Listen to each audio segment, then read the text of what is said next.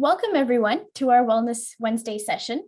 So before getting started, I would like to acknowledge that we're joined from the traditional, ancestral, and unceded territory of the Musqueam people. Today, we will have the opportunity to learn more about your pelvic floor, including stress, urge, and neurogenic bladder conditions.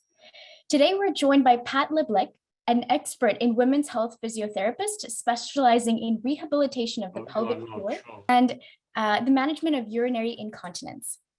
Pat is a physiotherapist practicing in women's health at BC Women's Health for the past 30 years. She's an adjunct professor and a clinical associate professor at UBC, having taught in physiotherapy students about the management of urinary incontinence. Pat has also been a co-investigator on several research projects on female urinary incontinence and is an invited speaker at many meetings, conferences, and workshops for healthcare professionals.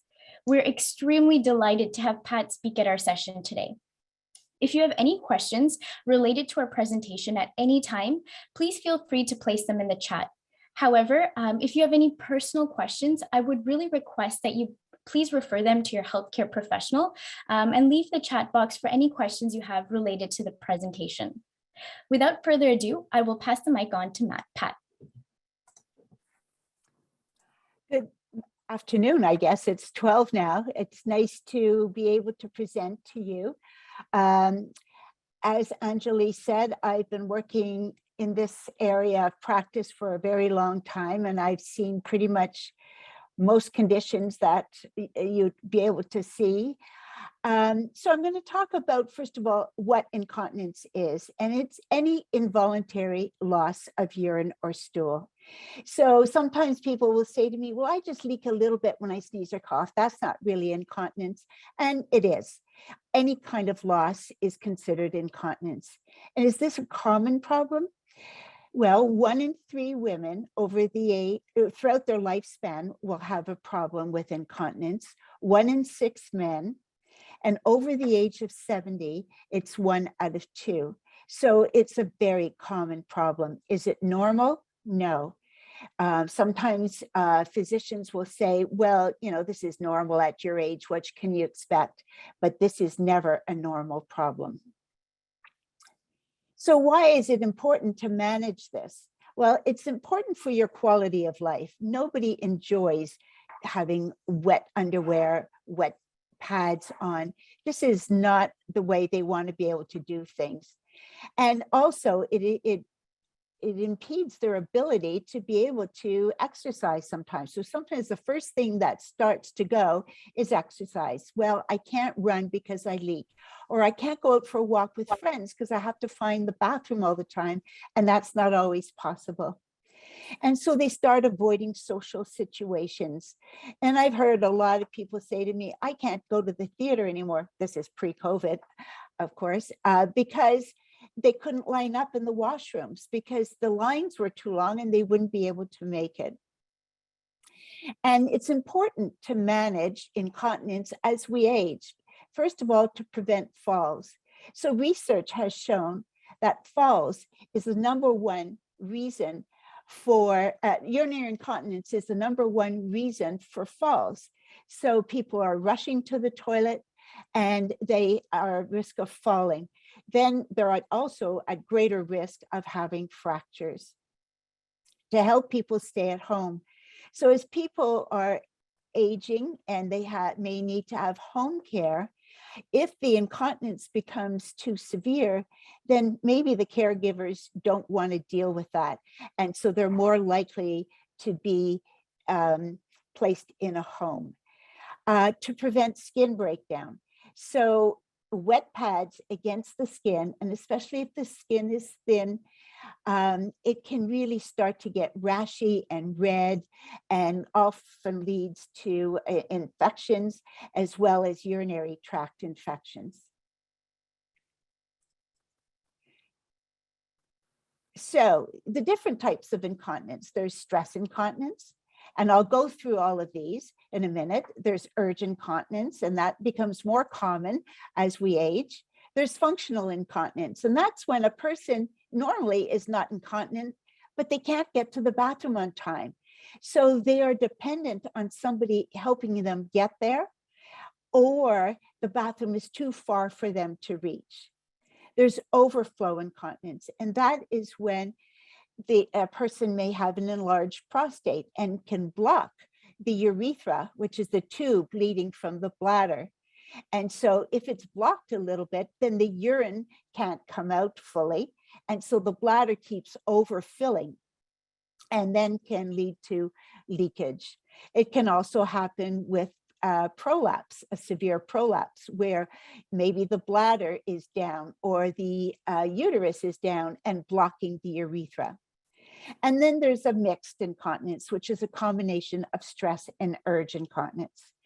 And there's also bowel incontinence, but we're not going to be dealing with that subject today. So stress incontinence, what is it? It's leakage with sneezing, coughing, laughing, lifting, running, jumping, walking. So what happens is that when the bladder has some urine in it, if you laugh, you cough, you run, you jump, you sneeze, there's pressure from the abdominal muscles onto the bladder. If the bladder neck is held closed and the muscles around the urethra are holding it closed, then you won't leak. But if these muscles are weakened and maybe the bladder neck is unstable because there's not good closure here, then urine will come out because the pressure from above is putting so much pressure on the bladder, urine gets squeezed out. Causes of stress incontinence are pregnancy and childbirth. So that's one that we certainly see in many women who have given birth at any time in their lives. Aging, so postmenopausal, when the estrogen becomes depleted in the body, then there's more likely that the tissue becomes thinner. It becomes a little bit more likely to bleed. The vagina becomes drier, and the urethra loses its plumpness. And the urethra needs to have this plumpness from blood supply and from smooth muscle to help keep it closed, watertight seal. So because there's not so much estrogen, that watertight seal is not as sealed as it was before. Chronic coughing. So somebody who's coughing for their whole lives, over and over and over again for many, many years, a lot of strain is put onto the pelvic floor, weakening and stretching those muscles, and there's less support for the bladder. Chronic constipation is the same sort of idea. If people are straining for most of their lives because they're always constipated, they're again straining that pelvic floor and damaging it. And then there's obesity. So if you're carrying a lot of weight, especially belly weight, but it can put a lot of pressure onto the bladder. And what is interesting is that a 5% weight loss equals a 50% reduction in incontinence. So it really takes a small amount of weight loss to have an effect on leakage, a decrease in leakage. Urge incontinence is when you can't make it to the toilet on time. So these are often people who know where every single toilet is in town. They have leakage when they're coming home. It's called key endurance syndrome. So you're opening the front door and your bladder just feels like it's going to empty right on the spot. Sometimes people get that same kind of urge when they see the toilet or they hear running water. And the bladder can become overactive and signal too frequently. And so that's causing urgency. These are, I've already mentioned these. And also another one is when you're cold.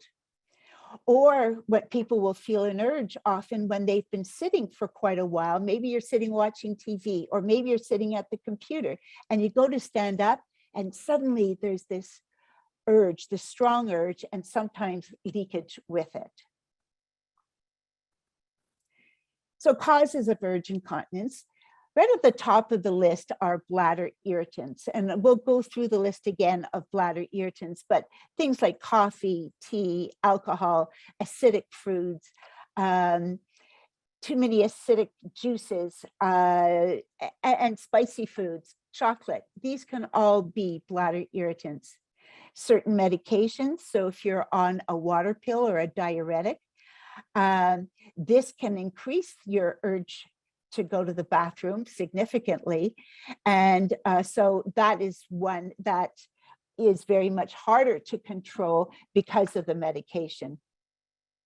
And then there's constipation. So if there's stool sitting in the rectum, it puts pressure onto the bladder, causing that really sudden, strong urge. Not drinking enough fluid. So that, you know, a lot of people will say to me, well, I stopped drinking. I just won't drink anymore, or hardly anything, because it makes me run to the bathroom right away. So, but not drinking anything, the urine becomes very concentrated and it becomes a bladder irritant. So it's important both for the whole body to have enough fluid. It's important for the kidneys, and it's important for the bladder. So the urine is not too concentrated, and also you're flushing out any potential bacteria. And just in case, going to the bathroom. So what does that mean? That means you're going to the bathroom when you don't need to. So you don't feel the urge, but gee, I'm going out, so I'd better go to the bathroom. Or gee, I'm just passing by the bathroom. I may as well go now because I'm going to have to go in a little while anyway. Or you're out and you're in, let's say, a mall, and you go, well, I'd better find the bathroom now and go just in case I need to go. So this is called just in case going to the bathroom. I've had young moms who are toilet training their kids. Oh, well, I go every time I take my child to the bathroom. I may as well because I'm already there. And these sorts of things can lead to overactive bladder as well.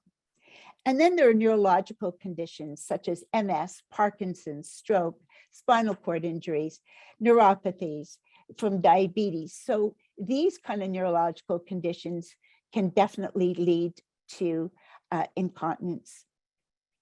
We talked about the reduced estrogen after menopause, and the reduced estrogen can definitely lead to more urge. And one of the treatments that really seems to work quite well is when a doctor prescribes you some Premarin cream, and you put it just a small amount around the urethra, and that can over time help to decrease the urge. And then prolapse, so a dropping down of the bladder, dropping down of the uterus, or a bulging of the rectum into the vagina. These can all lead to urge. Overflow incontinence, I mentioned that before. So it's often due to an enlarged prostate, something blocking the urethra, like a prolapse, and nerve damage, because the bladder may be contracting, but the pelvic floors may not be relaxing. And we're going to cover that in a minute. Or vice versa, the bladder may not be contracting and it can't empty. Okay. Neurogenic bladder is a problem in which a person lacks bladder control due to a brain, spinal cord, or nerve condition. So the muscles and the nerves of the pelvic floor muscles and the nerves need to work together for the bladder to hold urine. Also, the nervous system from the central nervous system needs to have a coordinated effort with the bladder and the muscles. So nerve messages go back and forth between the brain and the muscles that control bladder emptying. And nerves that are damaged by illness or injury can affect the muscle's ability to tighten or to relax at the right time. So we never tend to think so much of relaxation of the pelvic floor muscles as being an important consideration, but it is huge. So a normal bladder and an overactive bladder. So in a normal bladder, the detrusor muscle, that means the bladder muscle, contracts with a full bladder. So the bladder is filled. With an overactive bladder, the muscle will contract before the bladder is filled. So it may have just a small amount of urine. And sometimes I see patients who are going to the bathroom so often in an effort to stay dry, start to create this overactive bladder just because they're going so often. Bladder control. So normal voiding. Within a normal voiding, that's emptying your bladder, you have an intact control of the nervous system. So everything's working the way it should. You have adequate bladder function. So that means the bladder has a filling period and it can fill till it's full. You can be postponed. So you can wait to be able to get to the bathroom. And then there's bladder emptying. So it has to be able to fully empty. There has to be an absence of any obstruction. And the pelvic floor muscle needs to relax with voiding. So if the muscles stay tight, you're not going to be able to empty. Dysfunctional voiding, you have a non-relaxing pelvic floor. You have a poor or absent bladder contraction. So the bladder needs to have this pressure, be able to contract and create that pressure for the bladder to empty. And that may not be happening. Or there could be mechanical obstruction blocking. So the average bladder capacity, so you should be able to hold somewhere between 400 and 600 mils. So, generally as we age, our capacity might be more to the 400 rather than 600. Overnight, we should be able to hold quite a bit more than during the day. So 600 mils would be more an overnight type of volume. The normal number of visits to the bathroom should be anywhere between 4 to 8 in a 24-hour period. That's considered normal. I often see people who are going 12 times, 14 times, 20 times in a day. This is not normal. So this picture here, okay. So I want you to see here, this is the bladder. And the lining of the bladder has stretch receptors. And those stretch receptors are sending messages through the spinal cord to the base of the brain. And they are sending messages regarding the fullness of the bladder. So if the bladder is getting fuller, and maybe when it gets to about halfway, that first sensation to empty your bladder occurs. And that message goes up here and the message comes back down. Yes, you could go, but I'm busy right now. I think I'll wait. So filling continues to occur. As the bladder fills more, then you get more of a desire. The desire builds and the messages are constantly going up here and the messages coming back down saying, yes, empty. And the bladder's contracting. You're getting that urge. This little section up here is in the frontal cortex. This is the area of the brain that gives voluntary permission to go to the bathroom.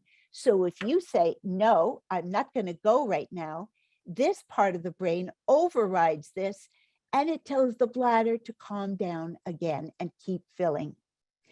Now, it's much easier to do that at a smaller amount of urine in it than it is when it's fully full. But it's still possible. We should always be able to have that ability to control the bladder. So that's an important consideration. I want you to really remember the front part of the brain, the cerebral cortex, is the area that gives voluntary permission.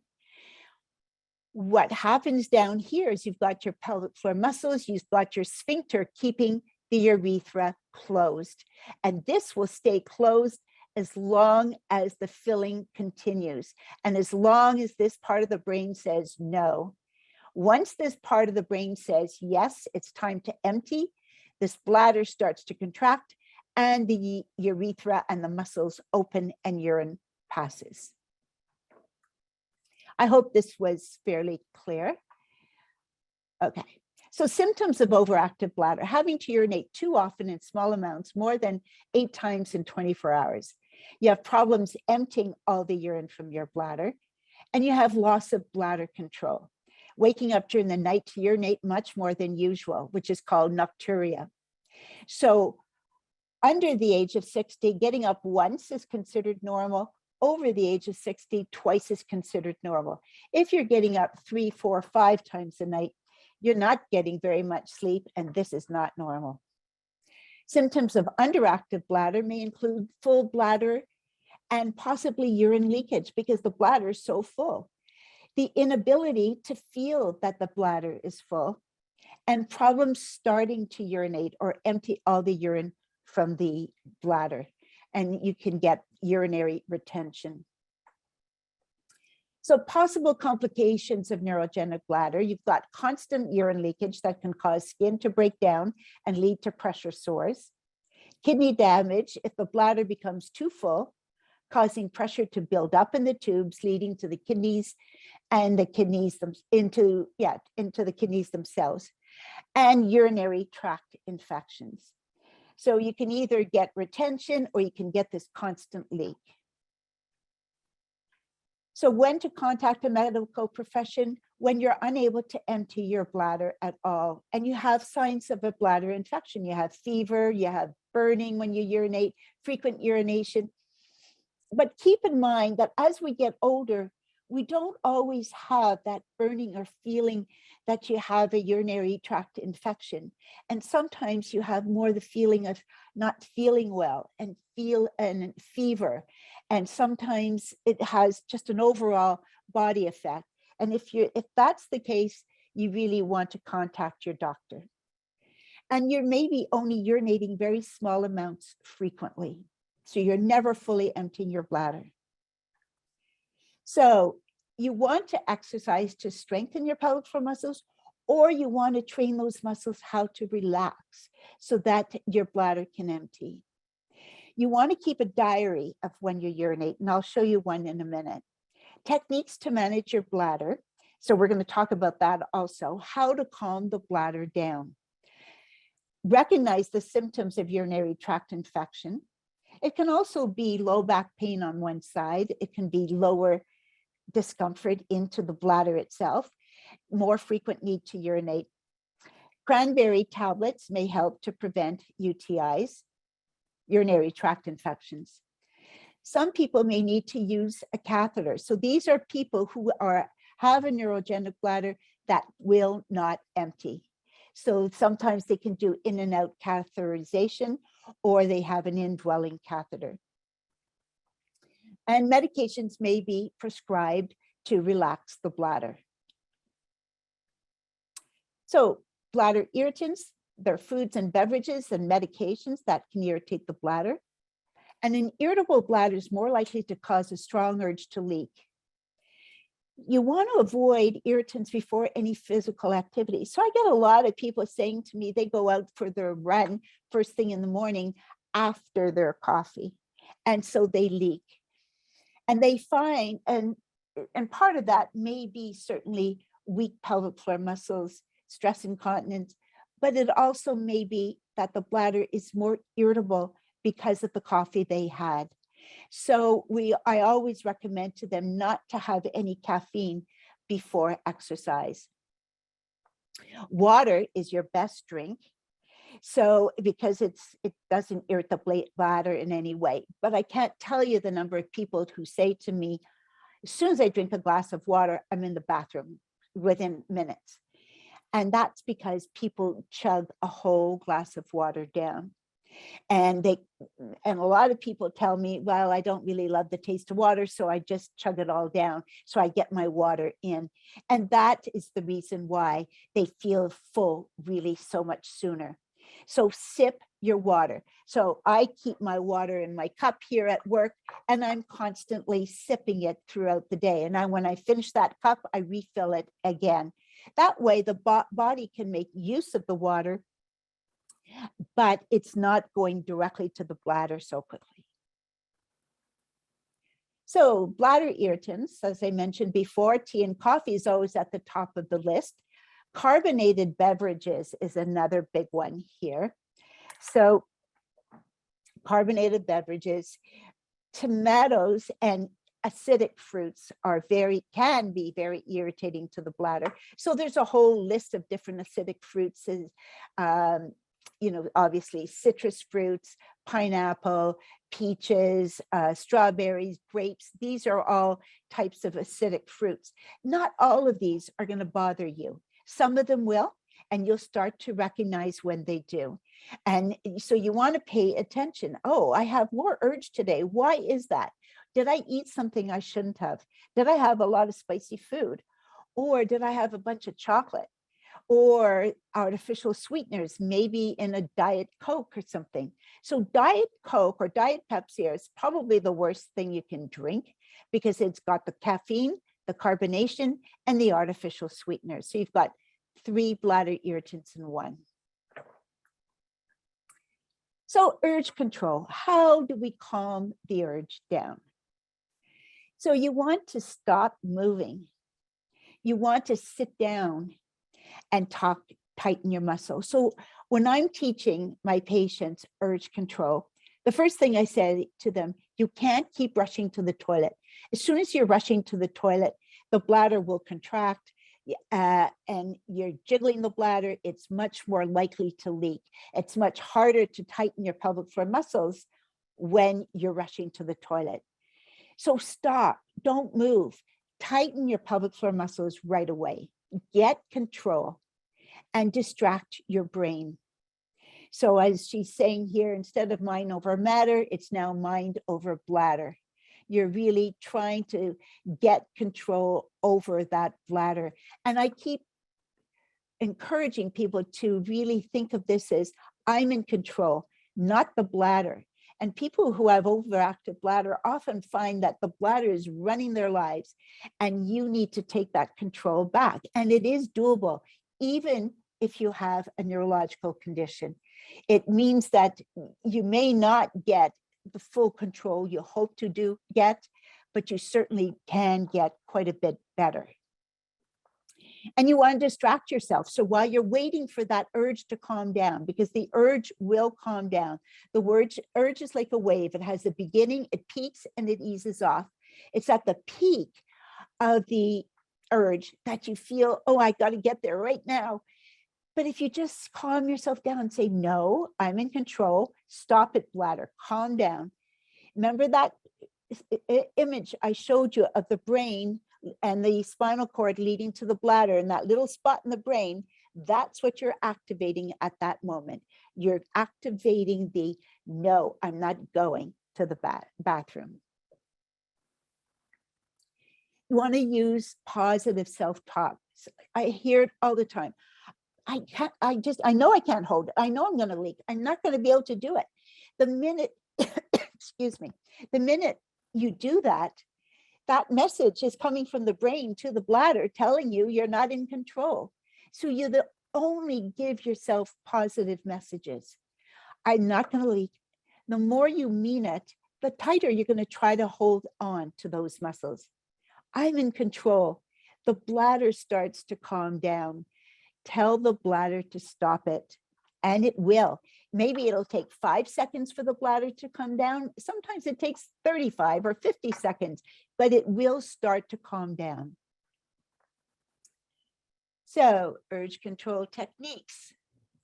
Mind over bladder.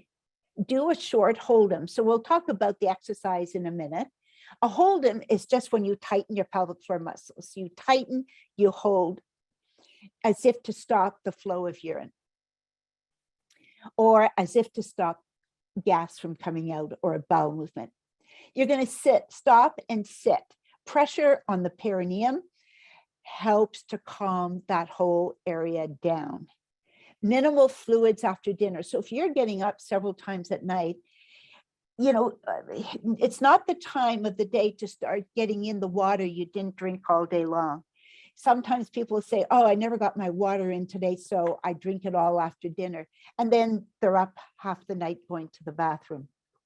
So, you know, within 2 to 3 hours of going to bed, try not to have fluids, except to take any medication you need to take. But only take the amount of water you need to get the medication in. As I mentioned, distraction. So sometimes I get people to count backwards from 100 by 7. So it'd be 100 minus 7 is 93, minus 7 is 86, 79, 72. So that gets their brain occupied on something else, and the bladder immediately starts to calm down. You want to rub the back of your thighs.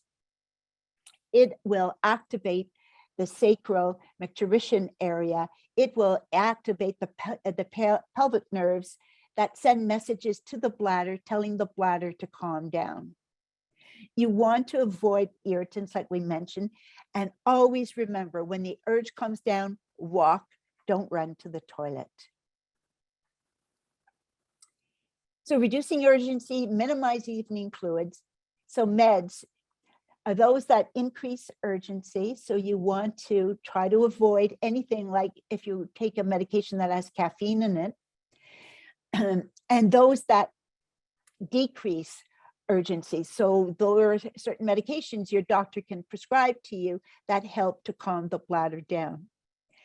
You want to strengthen and use your pelvic floor muscles, or, and I should have put that in here, or learn to relax and use your pelvic floor muscles.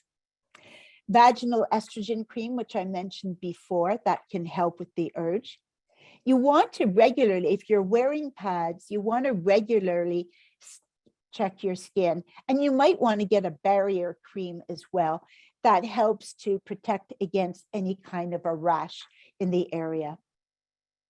And if you suspect any kind of infection, then see your doctor and get a urinalysis done.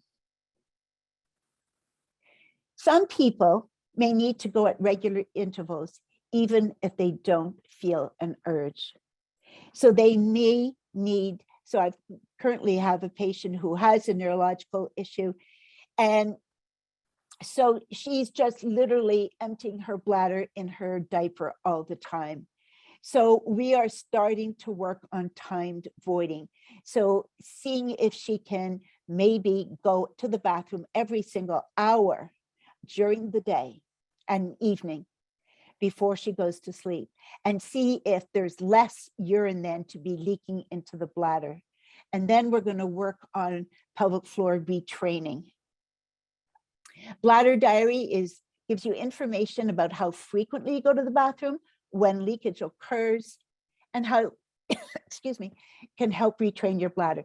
My throat's getting dry. I'm just going to take a sip. Okay. This is what a bladder diary looks like. This one is not measuring how much you're emptying. This is just measuring your frequency. So here they've written in the time that they've urinated in the toilet was 7 a.m. Then they went again at 8. Then they went at 9:15, 10:45, 12:30, 1. So you can see there's quite a pattern here of going fairly quickly. And then they could wait 2.5 hours, which is great. And another 2.5 hours. So this person went to the bathroom 11 times. And remember, 5 to 8 is considered in the normal range. So they're going too often.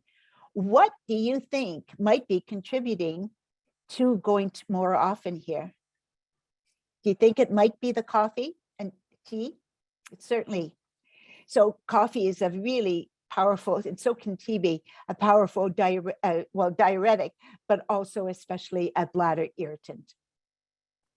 So by cutting back on the amount of coffee, this person was able to reduce the number of visits to the toilet by about half. So, and I always say to people, do not cut out all coffee all at once. You're going to get wicked headaches, probably be waking up even more at night. So slowly decrease by 1 coffee at a time. You can drink decaf instead of regular coffee. It does have a small amount of caffeine, but in studies, research studies, they've shown that decaf coffee was no more generally irritating than was water. So here, it also shows leakage, how much leakage they had, a small, medium, or large leak. So after this coffee, they had a small leak because they had a strong urge to go to the bathroom. And then again at 9:15, they had another strong urge to go. Then they had another leak with walking. So this is not urge related. This one is probably more stress related. The muscles tiring as, tiring as they're walking. This one was coughing, again, stress incontinence. This one is this urge is related to the tea and the coffee. And then again, urges. And then here, walking to the bathroom. So that's another common time when people will leak. They get up at night to go to the bathroom and they leak on the way to the toilet. This person is, as you see, drank a whole cup of coffee at 10:30. So not surprising, they got up twice during the night. So the pelvic floor, the muscles of the pelvic floor, they clamp the tube from the bladder, the urethra, to the outside, and they tighten the anal sphincter. So you've got muscles that form a sling. They also calm the urge down.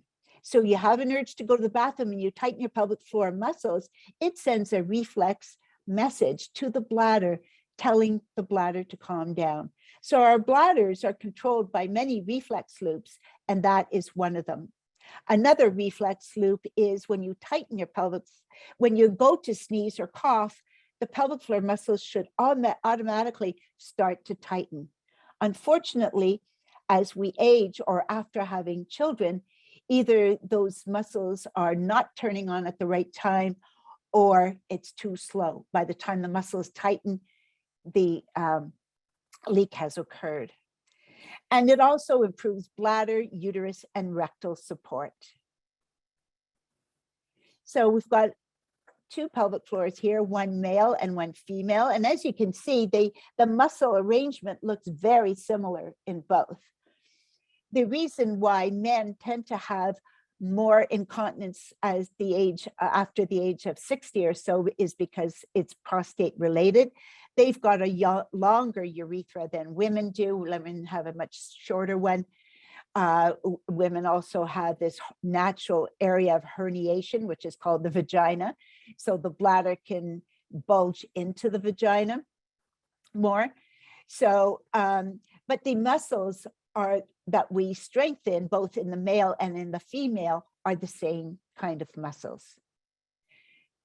You've got the urethra up here, you've got the vagina right here, and the anus right here. The urethra is right here, sorry. Vagina and anus.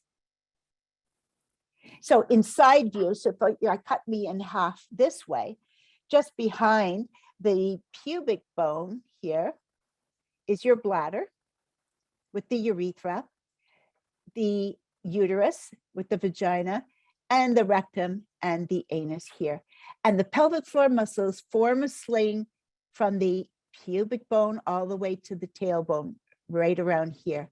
And you've got your sphincter for the urethra in here and the anal sphincter here. Strengthening your pelvic floor muscles helps prevent urinary or bowel leakage before it starts. And sometimes people will say to me, well, I don't have bowel incontinence. So I'll say, but do you lose gas involuntarily? Oh yes, that happens all the time.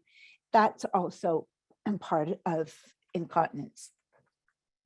The stronger pelvic floor prevents leakage from getting worse, and it helps with support of the bladder, the uterus, and the rectum.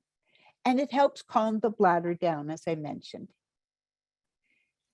So a non-relaxing pelvic floor, you may have pain because the muscles are too tight. So there it's kind of forming like you have too tight neck muscles and you get tension headaches or sore neck. You can get soreness in the pelvis. And sometimes they call that a headache in the pelvis. You may have problems with defecation. So constipation becomes an issue because you're not getting the stool out. So the stool is sitting in there because the muscles are not relaxing.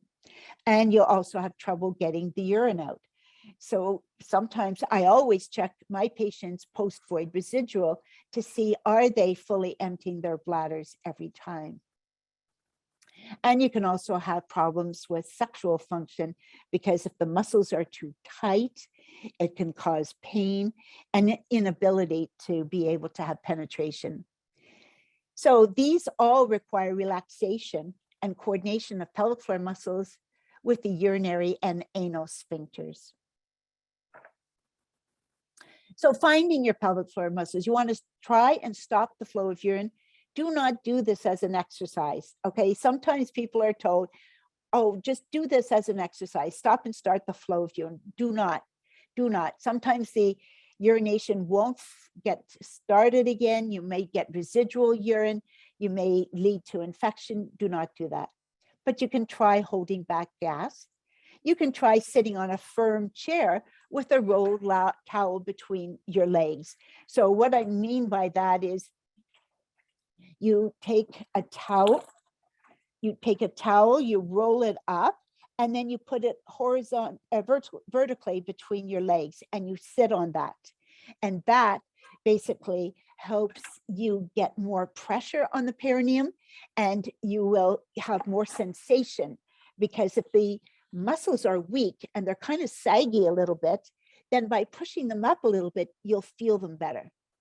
You can also try feeling with your fingers. So you can put your own finger inside the vagina, put it against the side wall.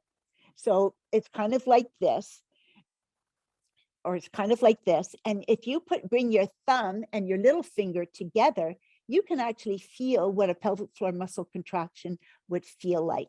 And so that's what you're feeling for internally. So a correct pelvic floor muscle contraction, you get a lift. So the muscles tighten here, they lift. So you're tightening the pubic bone, from the tailbone to the pubic bone, from back to front. You get those muscles lifting and coming up inside the body, as well as there's an indrawing of your transversus abdominis muscle, which is this muscle that kind of acts like a corset, so to speak, or a brace for your abdominal contents. An incorrect action would be pushing out, pushing down, holding your breath. And then you get these muscles may start to bulge, or you may be starting the contraction using your upper abdominal muscles from up here. You might be tightening everything in your body. That, you know, is because you're not feeling the muscles working. And so you're using everything in your body to try to give you any kind of sensation. So position to do your pelvic floor exercise, you want to be in a neutral spine. You can do the exercise lying down, sitting in a chair, or standing with a neutral spine. So to find a neutral spine, what you can do is press your low back to the floor, or in your chair, for example. So you flatten your back into the chair or to the floor. Or if you're standing, you try to flatten it out. So you're doing a pelvic tilt, posterior pelvic tilt.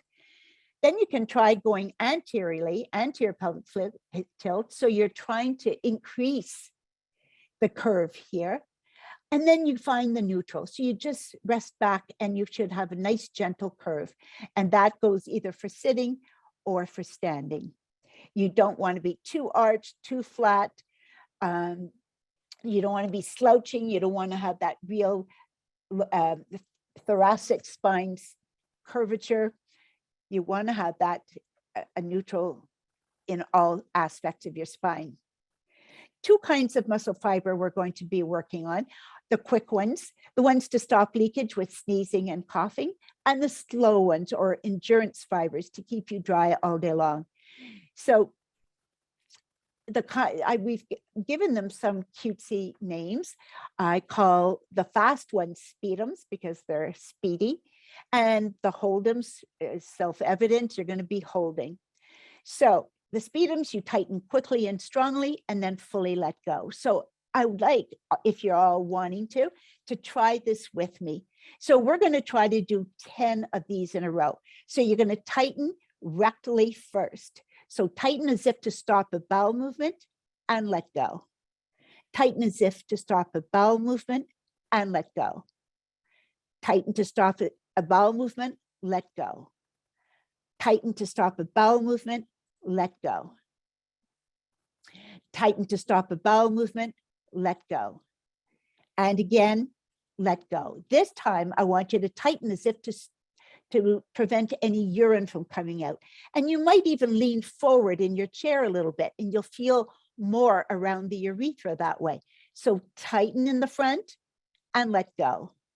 Tighten in the front and let go. So check your body. Are you holding your, well, you probably wouldn't be holding your breath with this, but are you tightening everything in sight? Do you feel you're pushing into the chair? If you are, stop. Do not do any more that way. You should not be pushing. You should feel the muscle come up and in. And you want to tighten in the front again, tighten in the front. Always make sure you completely let go. We don't want this happening. We want a good contraction and a full release. Good contraction, full release. If you're not sure if you're doing this at all or how you're doing it, then it's important to see, a physiotherapist who can help you with this. Hold'ems, this is where you're going to tighten and hold. Sometimes people can only hold for 2 to 3 minutes. Sometimes they can hold right away for 10 seconds. So that's why I have to assess their pelvic floor muscles to know what are they doing. Are they able to do it correctly? How long can they hold? So I can set an exercise program for them. Because if I say to you all, okay, we'll just go home and do a 10-second hold, 10 repetitions, and your muscles are letting go after 2 seconds, it's not going to help you. So you're going to want to tighten rectally now. So I'm going to do it in standing so you can sort of see me. I'm going to try to keep a neutral spine. So I'm going to tighten and hold rectally. Tighten 1, 2, 3, 4, 5, and relax. You don't see me moving here, okay? You don't see anything at all. So tighten again, tighten rectally. 1, 2, 3, 4, 5, and let go. And again, tighten 1, 2, 3, 4, 5, and let go. This time, you're going to tighten in the front around the urethra. So you're going to tighten to stop the flow of urine. 2, 3, 4, 5, let go. And again, tighten in the front. Tighten 2, 3, 4, 5, let go. And again, tighten 1, 2, 3, 4, 5, and let go. So hopefully you're able to feel your muscles working. If you're not, then it's something, as I said, you need to get assessed and have somebody help you learn how to do pelvic floor exercises. You want to put lots of effort into it, lots of energy, and make every one a good one. But I want to really, really enforce this. It must be completely relaxed at the end of each one. If you're not sure, it's not a good idea to keep, if you don't feel the release happening, it may be either the muscle never was holding fully or the muscle's not relaxing. So you want to stop when you get tired with the exercise, but do make the muscle tired, because if the muscle is not getting tired, you probably are not strengthening it. So relaxing your pelvic floor muscles is, as I said, just as important. Always see if you can relax a little bit more. So you're going to tighten, you're going to hold, relax, then relax more. Can you get a little bit more out? No? Okay, you're probably relaxed then. Or you can also do a little belly breath. You can breathe into your tummy and breathe out. And that little breath can help relax the pelvic floor.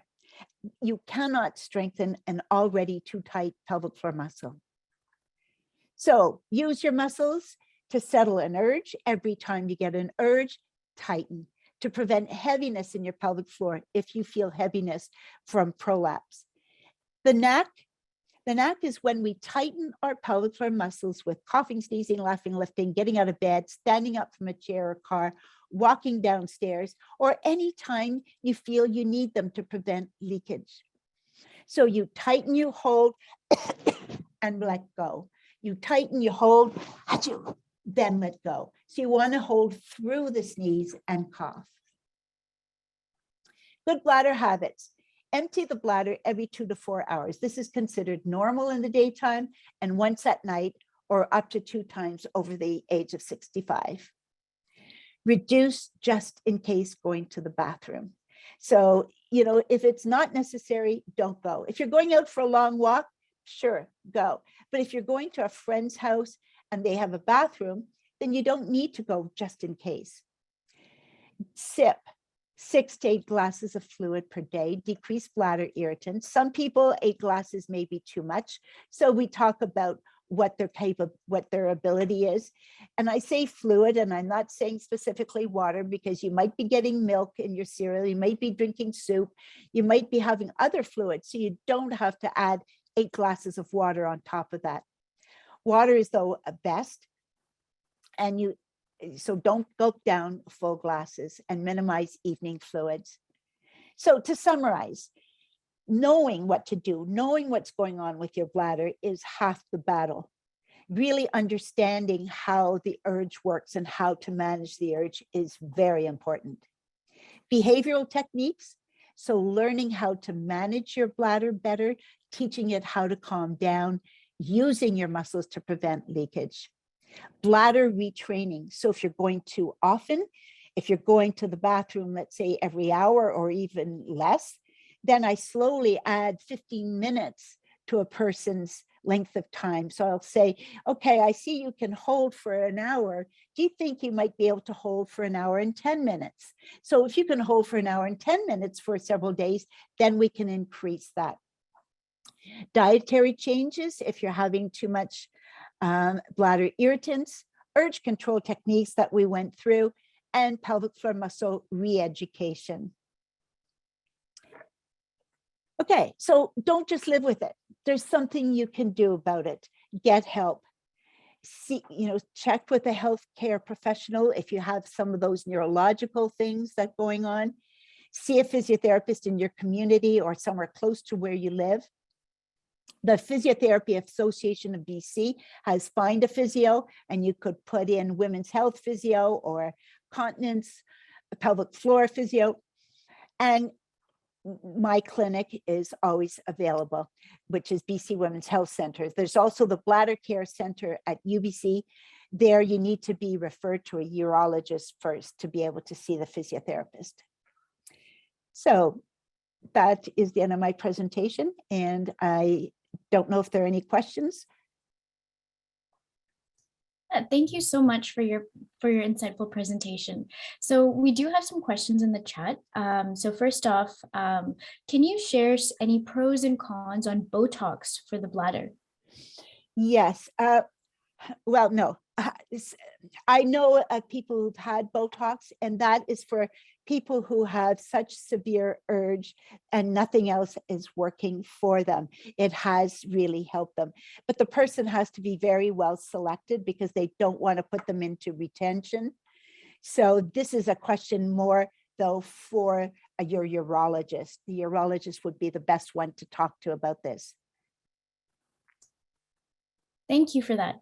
So the next question is, can catheters cause UTIs? Yes, they could. So you really have to have a clean technique to make sure that you're not getting a UTI. But even with that, sometimes people will. So that is one of the drawbacks. Okay. The next question is, can you name an available barrier cream? Oh, good question. Well, one is Tenna. Tenna, it makes barrier creams. Gee, that's a good question, and I should have that answer for you, but I don't. And I can certainly find out.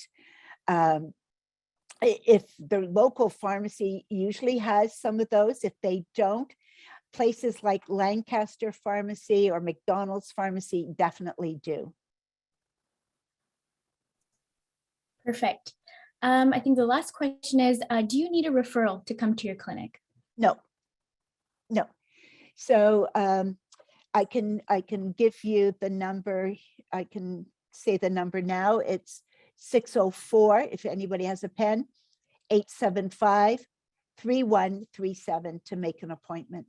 We do have quite a wait list, just so you know, but it is covered, so there's no cost involved. Perfect. I think there was a follow-up question to the previous one regarding barrier creams. Yeah. So is diaper cream a barrier cream? It is. Yeah, you can use a diaper cream. Certainly, I would probably use one that aren't really super sticky, one that glides more, because if our skin, when our skin ages, it becomes so much more tender and able to tear. So you want something that's more like a hand cream. But I know there are barrier creams, diaper creams that are very silky like that. Perfect. And could you repeat the name of your clinic? Oh, it's a BC Women's Health Center Continence Clinic. Perfect. Awesome. Oh, okay. So we have another question. When doing the pelvic floor exercise, holding for 5 to 10 counts, are we holding our breath? No, but nor do you want to take big breaths either, because as soon as you take a big breath in, the pelvic floor goes down. So you be aware that when you're going to take a breath, that you're going to tighten even more, and you can just take a gentle breath to keep breathing. Or sometimes I get people they have trouble coordinating the breathing with the holding, to count out loud. So you could go 1, 2, 3, 4, etc.